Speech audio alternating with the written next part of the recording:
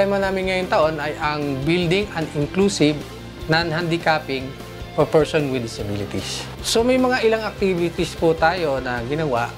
Unang-una, nag-parade po tayo. Pagkatapos po ng parade, nag-mass. Then pumunta po tayo sa Sky Ranch. Pagkatapos ng Sky Ranch, tuloy po kami sa Sports Center para sa small program.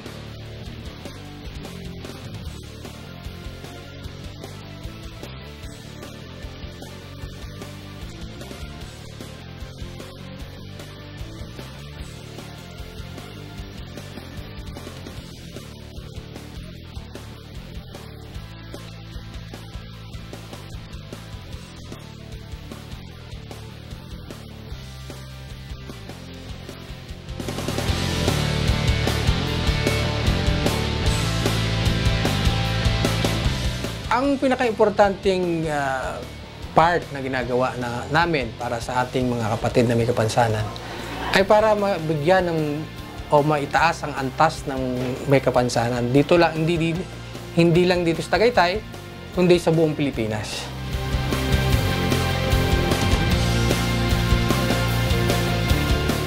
Ang message ko po sa kanilang lahat, sa aking mga kapatid, sa mga magulang at kamag-anak ng may kapansanan, ituring nyo kami parehas na katulad nyo. Kami ay nangangailangan din ng pagtingin. Hindi kami dapat bigyan ng special na atensyon, pero yung pantay man lamang papunta sa pag-unlad ng syudad, kasama po kami doon.